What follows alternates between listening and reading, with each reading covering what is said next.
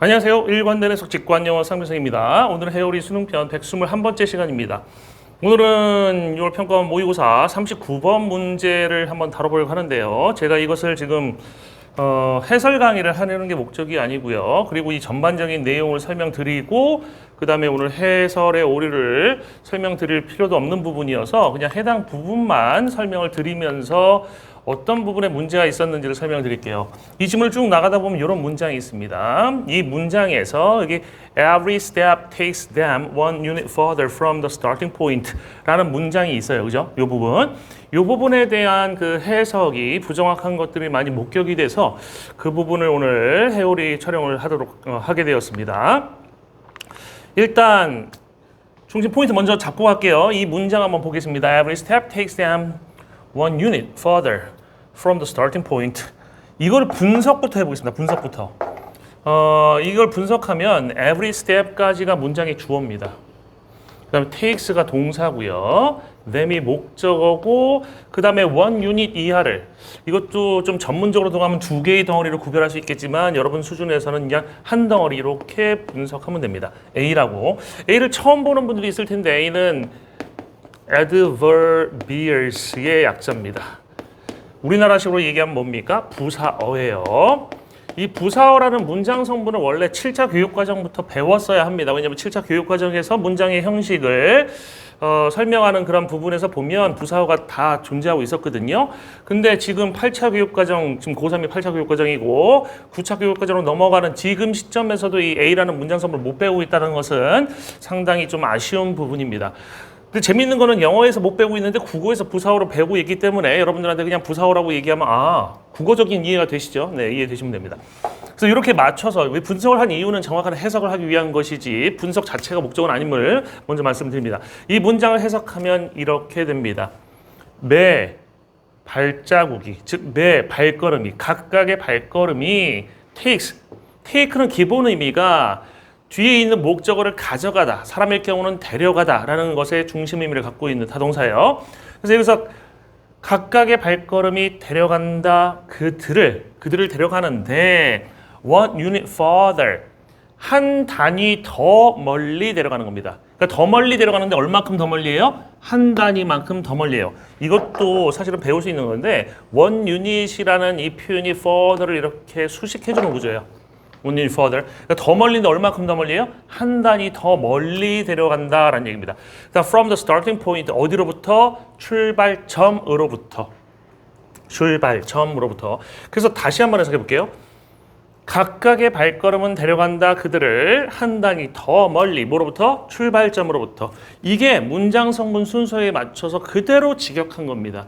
이 직역이 이제 의역이 될 수는 있어요. 물론 해설지 같은 데서는 의역이 돼서 나올 수 있는데 근데 이 강사분들이 해석하는 방식은 원래 지문을 보면서 해석하는 거기 때문에 정상적인 해석이라면 이게 직역이 나오기가 쉬워요. 직역이. 근데 이번에 해설 강의를 보다 보면 직역이 나온 것을 발견을 못했습니다. 강사들의 해석이 다 달라서 비교 평가가 어렵기 때문에 그 정확한 직역과 강사의 해석만 비교하도록 하겠습니다. 원래는 최초 기획은 제가 나름대로 점수를 매겨보려고 했던 건데 이 점수 매기는 것도 너무 어려워요. 왜냐면 이 기준을 잡기가 너무 어렵더라고. 다 다르니까. 그래서 그냥 강사의 해석과 이 정확한 직역 사이에 비교만 해보도록 하겠습니다. 우선 강사들과 그 강사들의 해석만 쭉 제가 한번 나열을 해볼게요. 빠르게 읽어보겠습니다. 쇼츠용입니다. 쇼츠용. 에번 조징 선생님, 각각의 발걸음이 한 단위씩 further, 더 나아가게 해주죠. 시작점에서부터. M2 김지영 선생님, 모든 스텝은 원 유닛을 취한대. 시작점으로부터 더 멀어질 때 원 유닛씩 가는 거고. D1 이명학 선생님, 모든 한 발자국을 그들이 원 유닛이라고 더 멀어진다고 하는 거예요. D2 션티, 한 스텝마다 every 스텝이 하나의 유닛 단위를 더해주는 거죠. 뭐에서? 스타팅 포인트에서. 이원 주연 선생님, 매 걸음이 애들한테 한 단위씩을 further, 더 더해주는 거야. 시작하는 지점으로부터.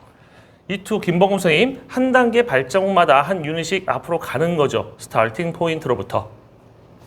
이게 유명한 1타, 2타 강사분들이 이 부분을 해설 강의에서 해석했던 방식입니다. 이제부터는 앞으로 가서 하나씩 좀 살펴볼게요. 하나씩 제 이제 약간 주관적인 판단이 들어갈 수도 있습니다. 이제부터는 각각의 발걸음이 한 단위씩 further 더 나아가게 해주죠. 시작점에서부터. 제가 보기에 이 해석은 직역이 아니라 의역입니다. 그러니까 의역을 하면 왜냐하면 여기서 them이라는 것이 해석이 안 되고 있잖아요. 지금 모든 강사들의 해석에서 them이 해석이 안 되고 있어요. 물론 해석하신 분 한 분이 계시긴 하지만 them이 해석이 안 되고 있다는 것에 초점을 보시면 지금 있는 그대로의 해석은 아니고요. 이것은 빼먹고 의역된 겁니다. 그래서 각각의 발걸음이 한 단위씩 further 더 나아가게 해주죠. 시작점에서부터. 그러니까 각각의 발걸음이라는 것이 주어였던 거지만 이거는 이제 더 나아가게 해주죠. 더 나가는 주체는 아이들이잖아요. 그러니까 they, 이 them 같은 경우는 이제 주어적인 위치에서 해석이 된 상태인 겁니다. 의역을 하고 했을 때는 그렇게 잘못된 해석이 아니고요. 의역은 괜찮은 해석이 될 수 있을 것 같아요. M2 김지영 선생님은 모든 스텝은 원 유닛을 취한대라고 해석을 하셨는데 이것은 them이 없고 마치 takes의 목적어 원 유닛인 것처럼 해석이 된 상태인 겁니다. 뒤에 이 원 유닛이 가는 거고라는 표현을 보면 이거는 이 부분에서는 약간 문맥에 맞춰서 해석을 하신 느낌이 좀 있어요. 그다음에 D1 이명호 선생님 모든 한 발자국을 그들이 원 유닛이라고 더 멀어진다고 하는 거예요. AI 같은 경우는 이 해석이 진짜 틀렸다라고 얘기를 합니다. 왜냐하면 AI가 이해를 못하는 해석이거든요. 근데 제가 이제 이해를 하려고 진짜 엄청나게 노력을 해보면 한 발자국이 원 유닛이 된다. 뭐 이런 얘기인 것 같아요. 그죠? 근데 지금 그들이라는 것이 좀 주어처럼 해석이 되고 있고, 그죠? 목적어도 아닌데, 이런저런 면에서 봤을 때는 해석이 정확한 해석이 아닙니다. 좀 잘못된 해석이다라고 보여요. 그 다음에 D2 션티. 한 스텝마다는 이거를 이제 every step 이제 부사어로 쓰일 땐 이렇게 해석이 되는데, 요거는 잘못된 해석이지만 어차피 뭐 뒤에서 바로 수정이 나왔으니까 이거 큰 문제 없어 보입니다. every step이 하나의 유닛 단위를 더해주는 것이죠.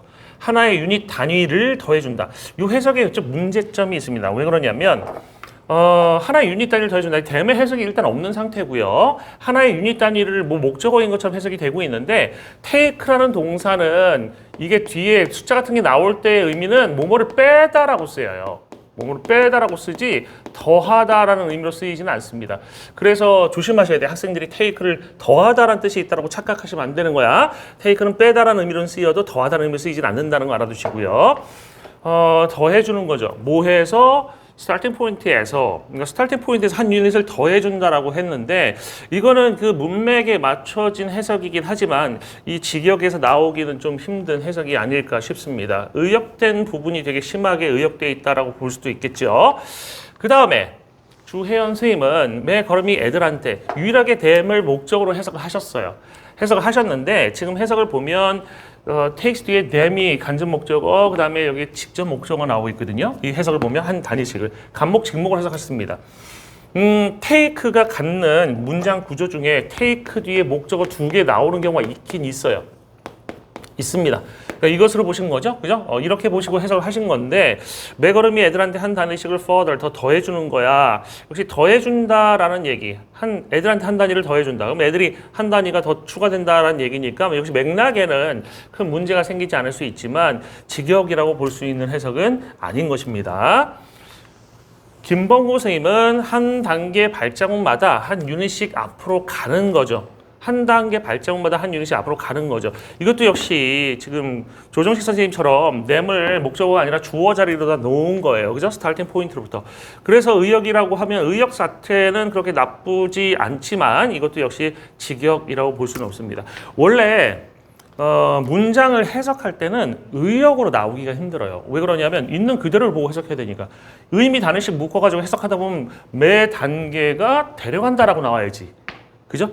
잘 보세요. 원어민들이 해석을 할 때 다 읽고 나서 뒤에서 오는 해석이 아니지 않습니까? 원어민들은 분명히 앞에서부터 정보를 처리하면서 가는 그런 해석을 하고 있다고. 우리도 마찬가지로 앞에서부터 정보를 처리하면서 매 단계가 각각의 발걸음이, 그죠? 매 단계가 아니라 각각의 발걸음이 데려간다.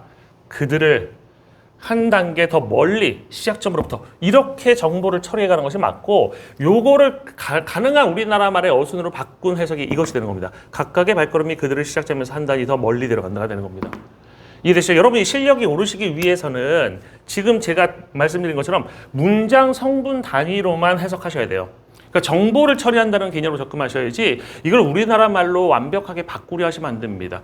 우리나라 말로 완벽하게 바꾸려 하거나 의역하려고 하는 그 부분에서 잘못된 해석이 탄생할 가능성이 높습니다. 그러니까 절대 자연스럽게 만들지 마세요. 해석은 있는 그대로 정보를 뽑아낸다는 느낌 하셔야 됩니다. 이해되셨죠? 추가할 게 하나 있습니다.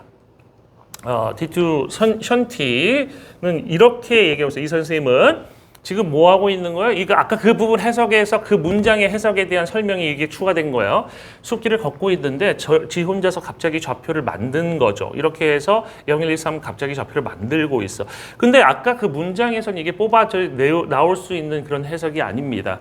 이거는 그 문장에서 나온 정보는 아니에요. 이거는 선생님이 문맥을 보고서 그 문장에다가 추가를 하신 내용일 수도 있는데 그 아이들이 좌표를 만드는 게 아닙니다. 그냥 아이들이 아까 문장에서 뭐예요? 그냥 한 발자국 걸어갈 때마다 한 유닛이 더 멀어진다라고 얘기를 하고 있는 것이고 그 문장의 의미는 이 글의 중심 내용이었던 육체적 활동하고 수학적 개념이 연결된다. 그것을 나타내는 그런 문장이었습니다.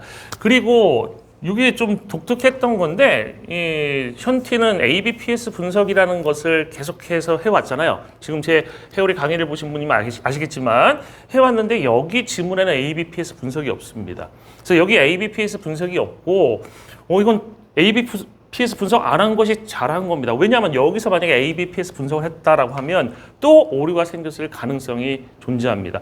다시 말해서 ABPS는 아무 때나 적용할 수 있는 게 아니고요. 적용하지 말아야 될 때 적용하게 되면 큰 문제가 생길 수도 있는 그런 도구다라는 것이에요. 그러니까 선생님도 여기서는 적용 안 하신 거 보면 이거서 무리다라고 생각을 하셨나 보죠. 그죠? 다른 데서도 적용하지 말아야 될 것에서 적용을 하셨기 때문에 오류가 생겼던 거지. 그죠? 여기서는 다행히 적용을 안 하셔서 오류가 생기지는 않았다라는 겁니다. 이것으로 오늘 회오리 수능편 121번째 강의를 마치겠습니다. 참 추가로 저에게 왜 투 선생님까지만 해주냐, 2타까지만 해주냐, 3타 선생님도 해주세요라는 그런 요청이 엄청나게 많이 들어옵니다. 근데 제가 시간이 없어요. 바쁩니다. 특히 제가 지금 이거를 이렇게 회오리를 쭉 찍어서 온 거 6평에 대한 회오리를 지금 8월 달에 열심히 찍었지 않습니까? 7월, 8월에? 그 이유가 뭐냐면 방학이었기 때문에 가능한 거예요. 저는 내신 수업을 하고 있기 때문에 내신 수업을 하게 되면 이제 내신 시험 대비가 들어가게 되면 바빠서 회오리 강의를 할 수가 없어요. 그러니까 내신이 끝나는, 예를 들어서 뭐 중간고사 끝나는, 1차 고사 끝나는 그 시점부터는 또다시 회오리 열심히 찍어서 올릴 겁니다. 그게 이제 9평에 대한 회오리가 되겠죠. 하지만 그 전까지는 아마 회오리 강의 못 찍고 그냥 쇼츠나 계속 정리해서 올릴 생각이거든요. 내신을 강의 안 하고 수능만 제가 만약에 한다면, 수능만 강의를 한다면, 지금 이제 수능 강의도 안 하고 있는 상태지만 수능만 강의를 한다고 하면 되게 쉬울 것 같아요. 여러분들은 수능 강의하는 게 더 어렵다고 생각할 수도 있는데 저에게는 솔직히 얘기하면 수능 강의가 훨씬 쉽습니다. 내신 강의가 준비해야 될 내용이 진짜 한 5, 6배는 되는 것 같아요. 엄청나게 많습니다. 수능 강의가 훨씬 쉬워서 만약에 수능 강의만 한다면 마음껏 찍어서 요청하는 대로 3타까지, 네, 가능합니다. 4타까지, 4타도 가능합니다. 이럴 텐데 지금은 제가 그러지 못합니다. 좀 이해해 주시고요.